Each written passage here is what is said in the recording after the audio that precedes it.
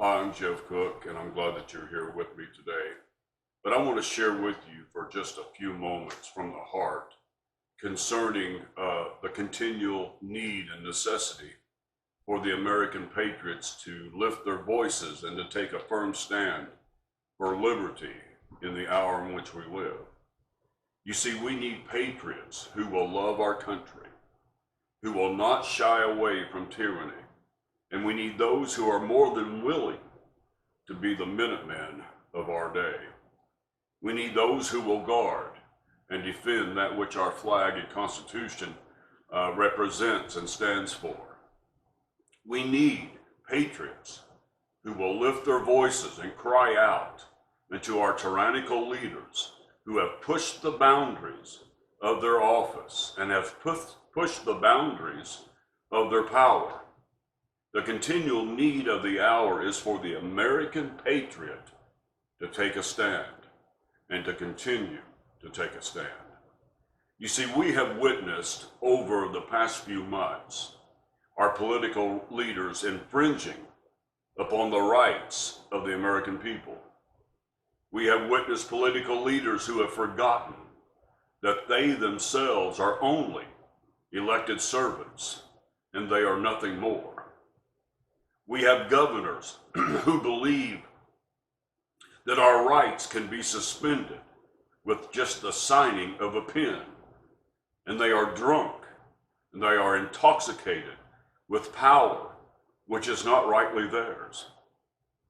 We have leaders who have an elitist mindset, if you will, that they are of the upper class and the ruling class, and we, the American people, are nothing more than servants and peasants under their feet. There are those who have betrayed their oath of office and thus betraying the American people and our country. And let me be clear concerning this matter.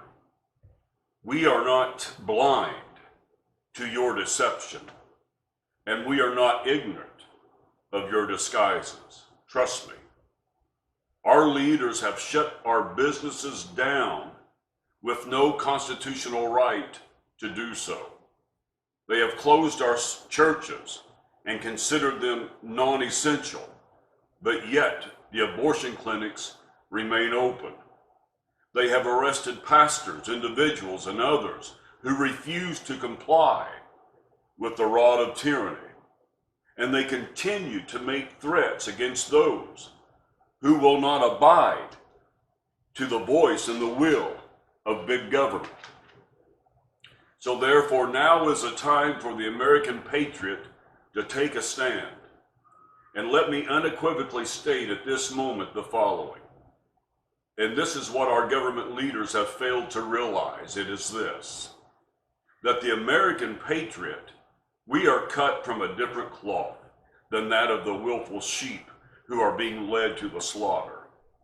For we do not apologize for being a patriot.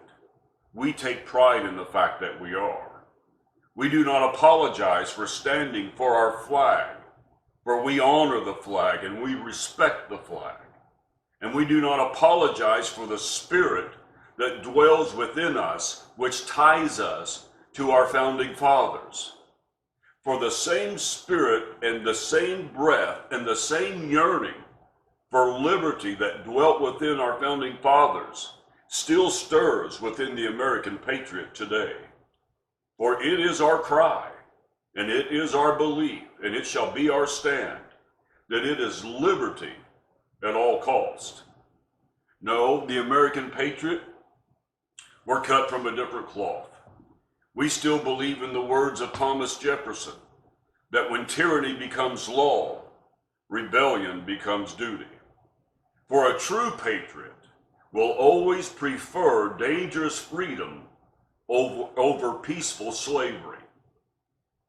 Therefore, let me state this. Our sentiments concerning those who desire socialism over our Republican form of government, and our advice to those who seek to become tyrants over a free people. This is our advice. It can be found in the words of Samuel Adams, the father of the American Revolution. For he says the following, that if you love wealth better than liberty, if you love the tranquility of servitude better than the animating contest of freedom, go home from us in peace. For we do not ask of your counsels, nor do we ask of your arms. Go ahead, crouch down and lick the hands that feed you, and may posterity forget that you were ever our countrymen. I want you to hear me today.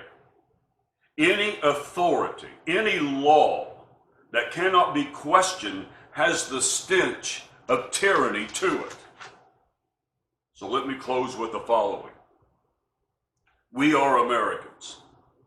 We have been gifted by God the right to life, liberty, and the pursuit of happiness. That comes from God, not the hands of the government.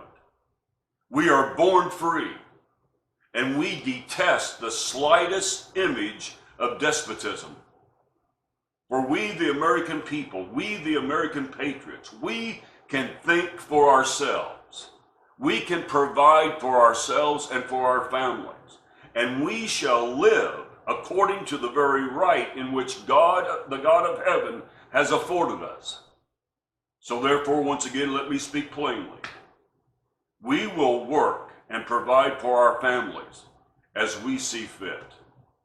We shall speak according to that of our own free will. We shall worship according to the dictates of our own consciences and our own time frame. We shall assemble to petition any grievances that is contrary to the Constitution.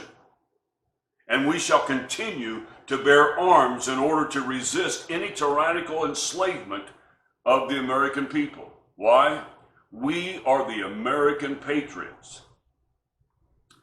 For we as Americans, we as patriots of our day, we have been entrusted with the jewel of liberty from that of our founding fathers. And we are determined to pass it on to the next generation. We are resolved to do so. You know, it has been said that tyranny is nothing more than a murderous dance, and how true it is. Let me close with a story concerning Patrick Henry. Patrick Henry was considered the voice of liberty in his day. He was considered like that of an Old Testament prophet, if you will. And it's been said of Patrick Henry that he had the boldness of an Elijah. He had a fearlessness of an Amos. He was the voice of liberty crying in the wilderness. He was a blazing torch for the battle of liberty.